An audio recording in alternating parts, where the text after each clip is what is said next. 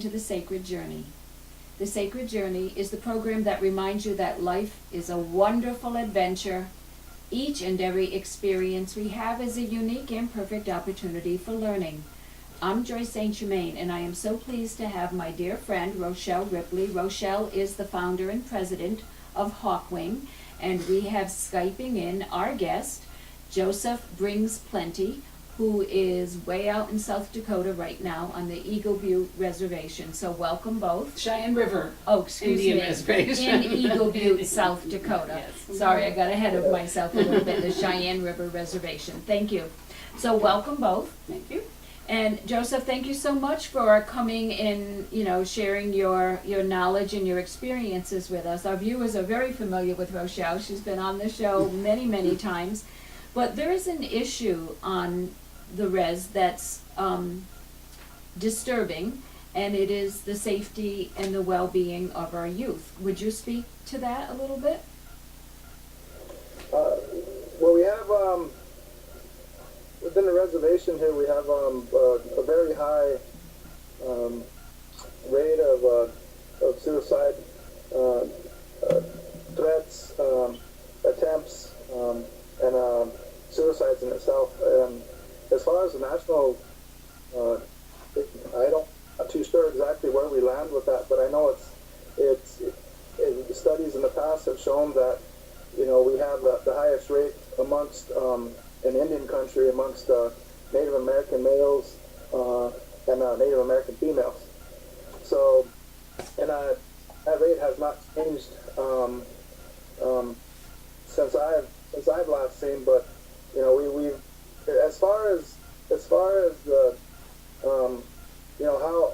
how challenging everything is in life, if you think about it, and actually look it up, you'll see that a lot of the Native youth are we have the highest, unfortunately we have the highest rate of dropouts for males, the highest rate for dropouts for females, the lowest graduation rate for high school. And about around that age group too, that's where a lot of our young people are attempting.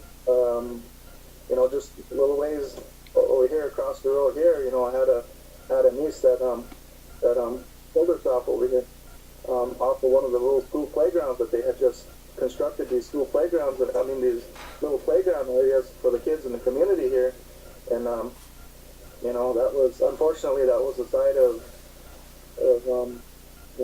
where they found my niece, So, there's a lot of variables that come into play, and hopefully on some of those in conversation here. I work with the Cheyenne River Sioux Tribe Law Enforcement Department. I'm a captain in our division. I've been around law enforcement for many years, and also worked as a social worker at one point and as a counselor in the schools. So, and as well as coming up on 19 years of volunteer work youth in the area here for boxing, cultural activities. I tend to get phone calls. I don't know if I'm going to be riding a horse or running a 3-mile run or this singing or but whichever it is, when it comes to the kids, I'll do what I can, because it's important for them to see that we view them in that way, that they are important to us.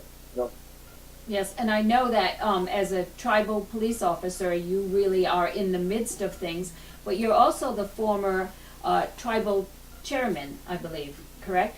And you do a lot of work with boxing, and I know you've achieved a little fame. One of your young boxers is national champion for more than 1 year. Oh yeah, we have unfortunately too. As of recently, boxing has opened up its doors to female fighters, and fortunately for us, we have a young girl. She at age 10, she won the national Native American title. She won the national Junior Olympics title in her age and weight division. Then she won the world title in her age and weight division.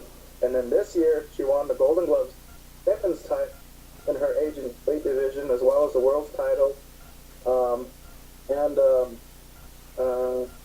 I think that's it for her so far this year. But Well, tell us her name. her name is Layla Maynard. Wonderful. Congratulations. And Layla. a girl. Yeah, that's fantastic. Pretty proud of her. It goes Yeah. to show that commitment, hard work, it goes a long ways, and I mean, you just can't.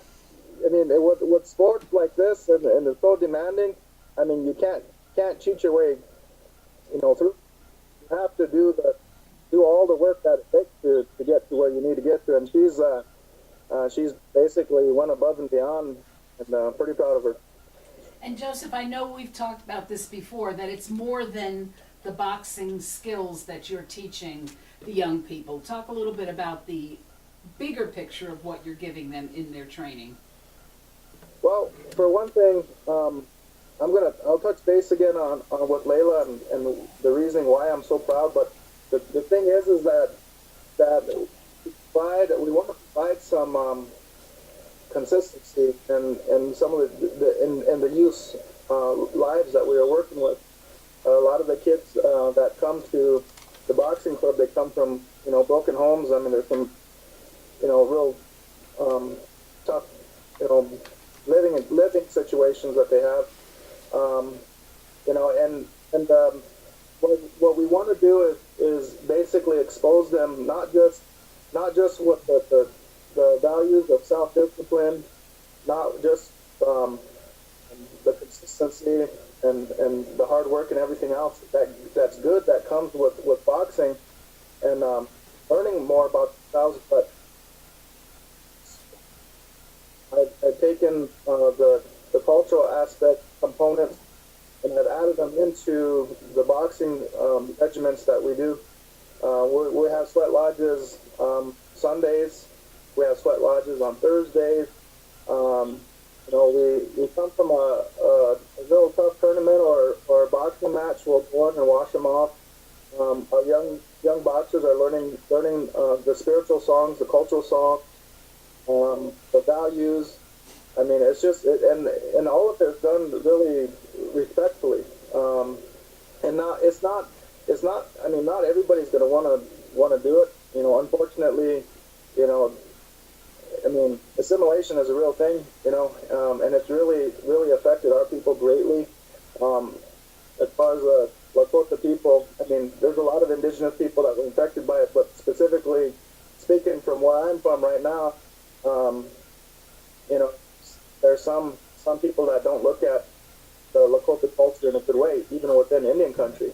So it is optional for them.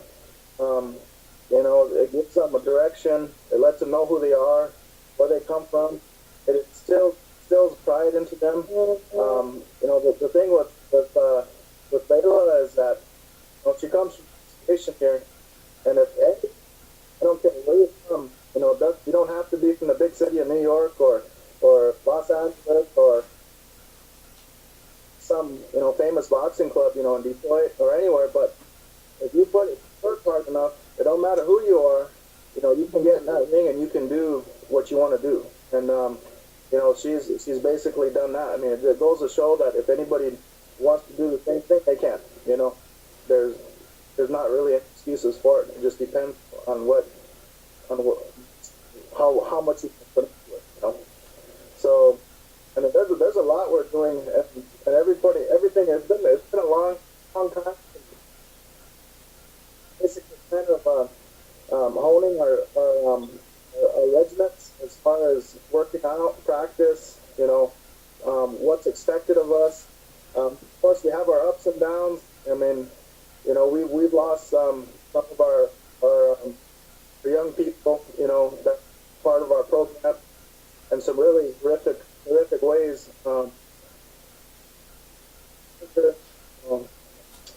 Suicide. I mean, it's just heartbreaking. That is one thing I can't ignore. Our children are so. I see a lot of them bounce back from organizations that would just put any that I know on their knees, just soldier through, and I'm just happy that we could provide some stability for them in that way. A safe place, a consistency, and then also too, boxing matches, the weekends that we go, it's all like a big family, and that's what it was a long time ago. Yeah, your voice is breaking up a little bit because I know we're in less than ideal circumstances. So I'm hoping that this is getting through, because we really tried to piece this together best we could, because I know we're thousands of miles apart. But when we were out there with Hawkwing in June, we saw a beautiful transformation of a youth center happening at Cherry Creek, and I'm hoping that this might inspire some other people to start doing like-minded things for some of the youth. Now, I know there's only one of you to go around as far as the boxing coach. Are there other ways to get more kids involved in sports, athletics, Arts. the arts, these kinds of things? Because, as I said, you're one person. Can people find out, maybe through you or through some other group, how they can get involved? Could you say that last part again, please? Sure. Could people find out how they could get involved, maybe as volunteers, as donors, as, in whatever way that people might be able to help the youth of the area? How would they find out how? I would contact Rochelle. No. I was waiting for that. but seriously, that is an important aspect of what Hawkwing does. Yeah. And what I know funding is always a huge issue on the reservation. Resources are limited and need is very, very high. And for those who haven't seen me on Joyce's show before, I'm always clear in saying that Cheyenne River is the poorest place in America by U.S. Census, particularly in one of our two districts, and that's a really important factor. You got some funding this year, but we've sort of had a small conversation that funding may not be renewable. So we're going to be looking out for some of our donors and some opportunities. Maybe we've got boxing clubs around our area in Connecticut. We used to have, was it Joe Pepe, who was a very famous boxer here in Connecticut? Maybe some people would like to pick up some funding for your program so that you can get the kids out. I know they don't have the money, excuse me, to go out when you have to go to Denver or any of the other places where they're competing. And I know, because we've been friends for a long time, that you spend a lot of your own money and certainly your time driving these kids wherever you need to go so that they have the opportunity. So what kind of resources do you need? Obviously cash is one of those. Are there other options that would be helpful for you? Yeah, definitely support. We need support when it comes to our travels. We had fighters in the past that made it to the national division, and we just couldn't go. Unfortunately, but we don't want to see that happen. We did form a board for Books and Box Club, and we did put in for our nonprofit. So we're waiting for that back. But travel in itself for a year, I think 1 year is, I think we added in about around 20,000 for 1 full year. And this is, we're coming to the end of our funding for the grant that we had before with the tribe. But it took some of the strain off. Like you said, we have to, kind of set a lot of things aside in our own personal lives, and then go out and take the kids, and then they deserve it. They earned it. And if we put this time into them, I believe that they're gonna do the same thing for the youth when they get older. They're gonna see the importance of it, and they're gonna, they're not gonna.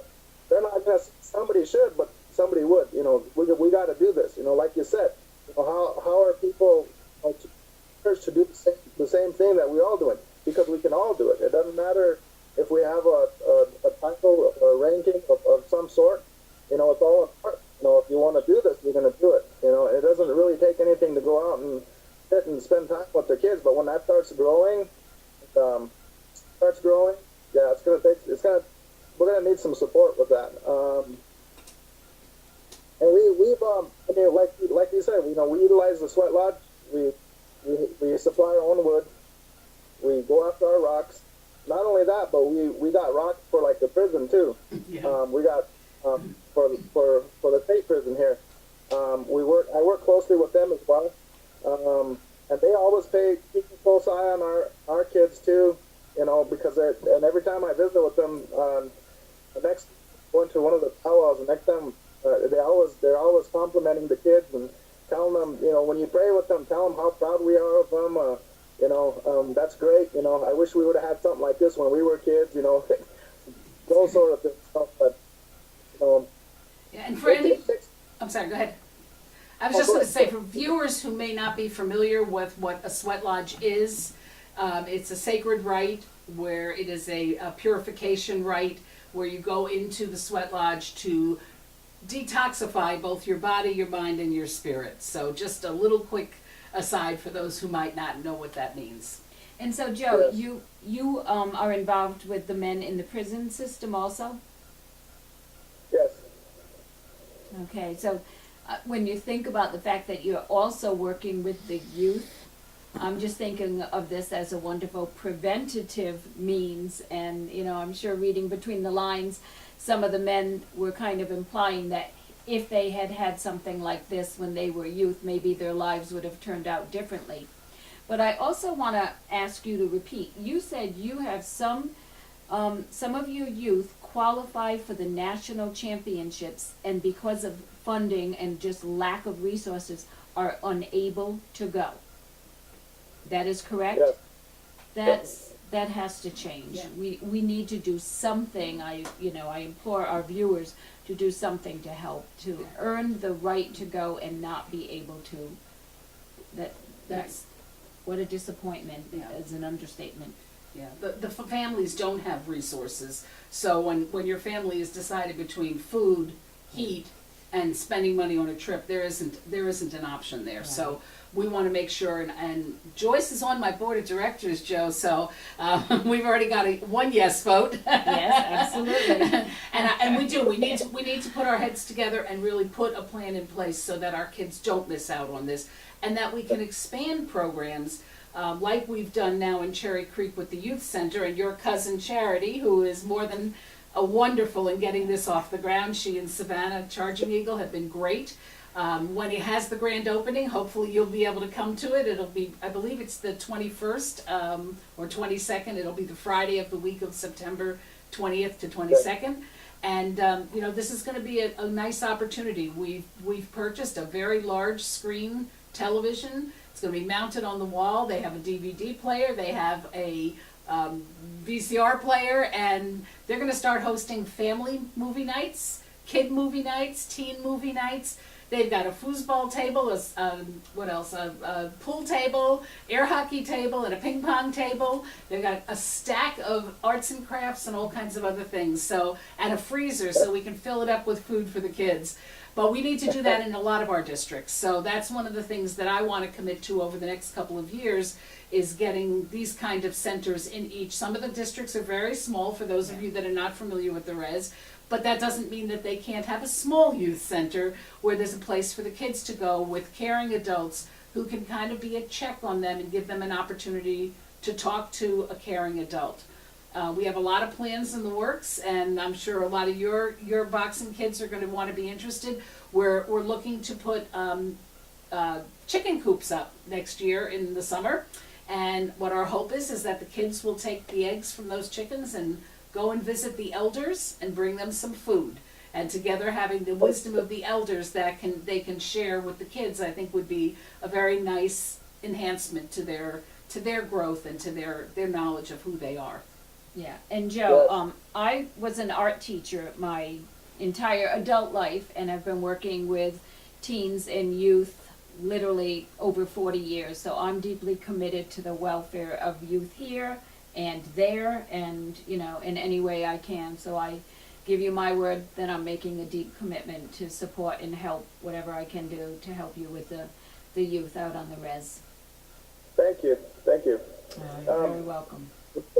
Another thing that what we're planning on doing with the boxing is we're creating a diversion program.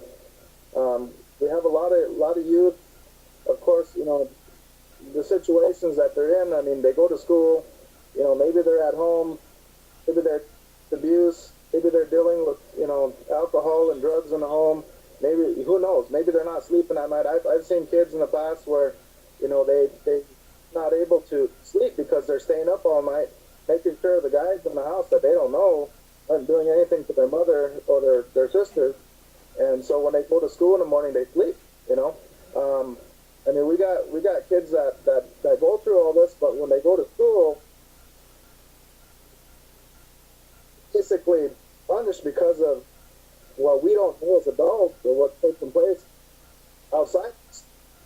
So, but what's happening out there, and what we call res life, and then it's them with their everyday function. But you think about it, they go in, they act like a kid, they do what they're told, the best that they could with what they have, and then when they come back, they have to be this little hardened individual again, so that this world doesn't eat them up or take them apart, So, with that, I mean, we with this diversion program, when we have some of our youth falling into, getting into trouble, getting caught up with the system, what we want to do is we want to be able to provide them a positive outlet. So not just a positive outlet, but also a way out. Facing as far as charges, it would expunge those charges, and take their slate clean, wipe it clean. And in the meantime, they get to learn self-discipline, they get to learn self-respect, and respect for others, because there's a place to learn that. My experience is, but it's in the ring. And now people are always like, oh, you're gonna teach respect. I said, oh, I'm not gonna teach you respect. A kid your age, kid your way.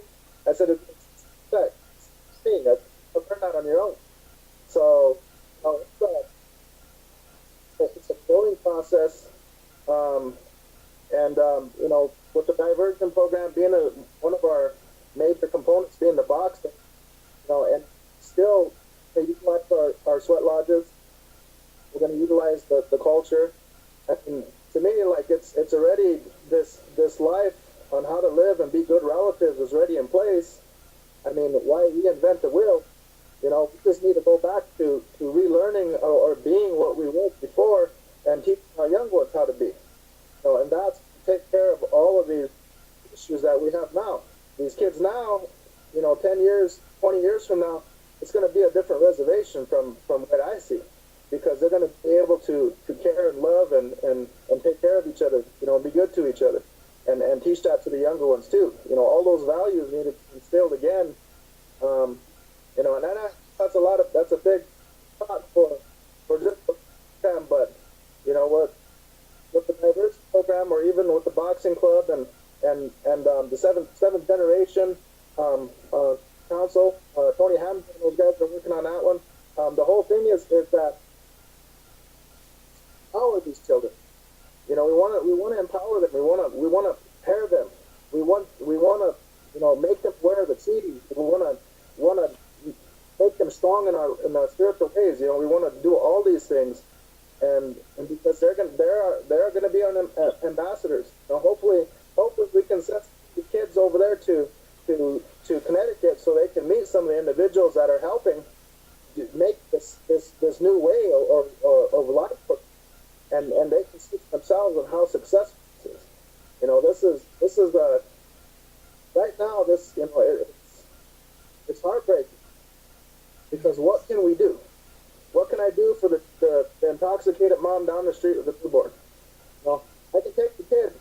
Matter of fact, I'm in the process of possibly adopting one of my nephews now, because taking away services, and a lot of our families here don't have the money to get lawyers to represent them, and what kids are taken away from is very little in comparison to what some people do. It is just unreal. But it's it's a whole other subject. I don't want to get into that part of it. Right. Yeah, Right, Joe, right. unfortunately, we are out of time. I can't believe our time has gone so quickly, but we will definitely keep in touch and stay in touch, and I'm so grateful for you to come and share your thoughts with us, and thank you, Rochelle. Always, and I will see you in a few weeks out on the res. Okay, and Oh, thanks yeah. for joining us on the Sacred Journey. We'll see you next time. Tawiasi.